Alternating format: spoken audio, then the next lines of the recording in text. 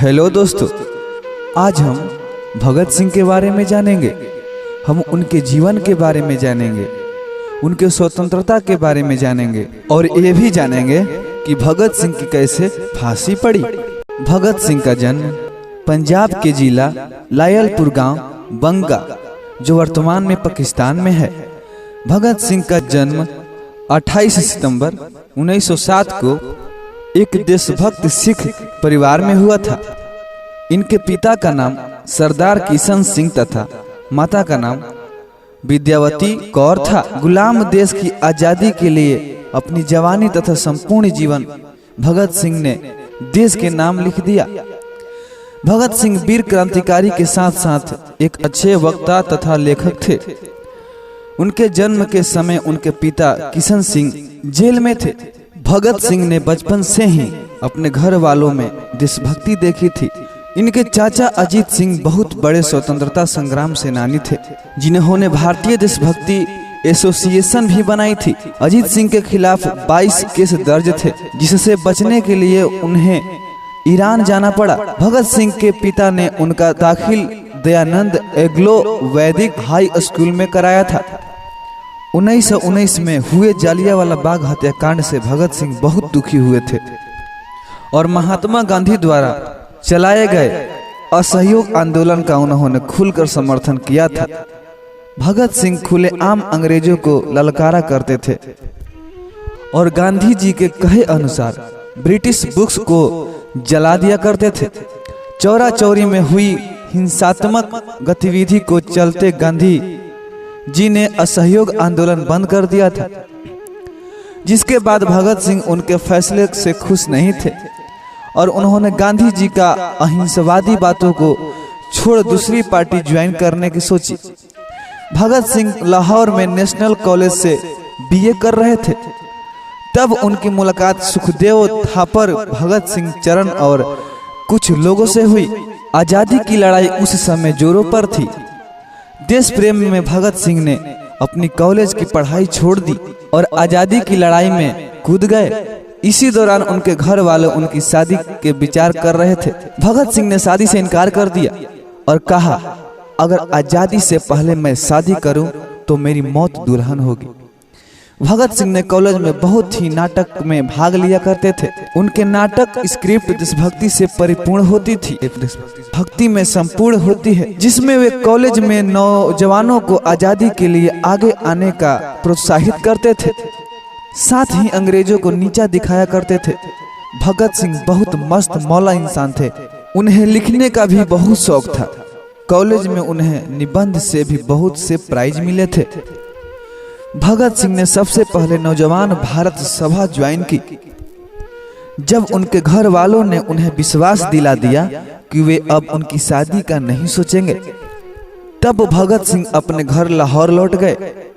वहां उन्होंने क्रांति किसान पार्टी के लोगों से मेल जोल बढ़ाया और उनके मैगजीन कृति के लिए कार्य करने लगे।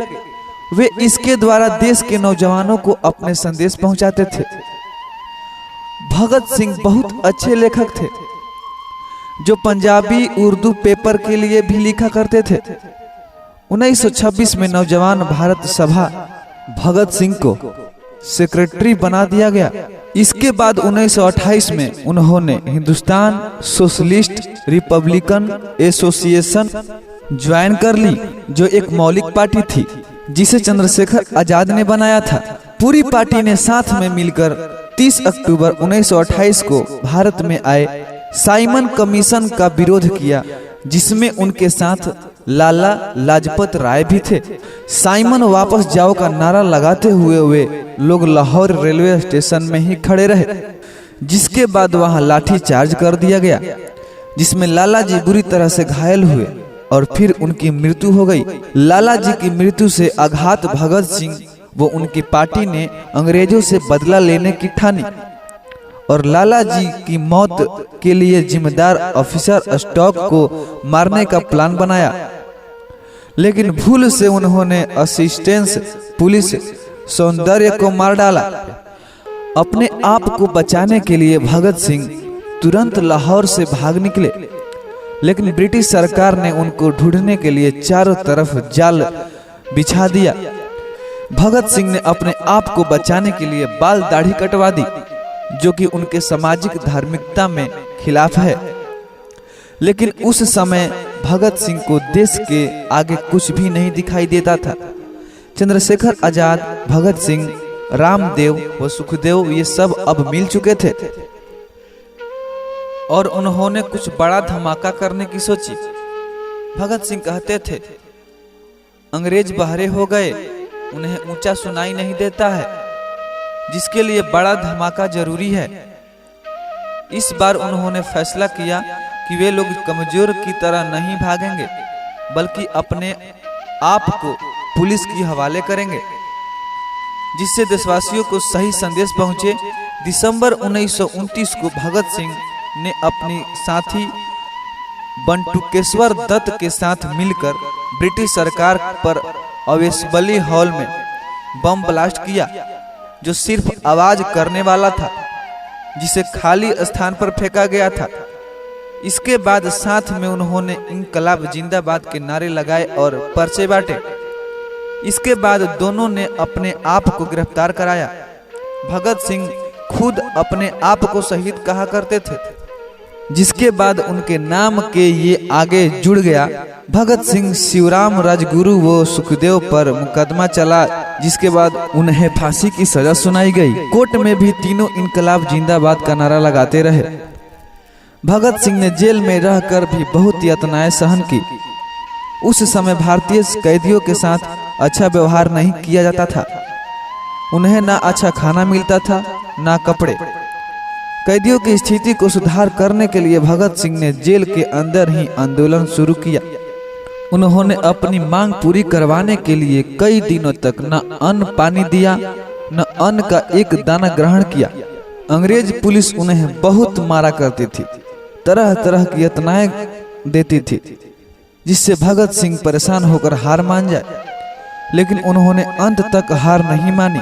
1930 में भगत जी ने VIN एथेस्ट नाम की किताब लिखी।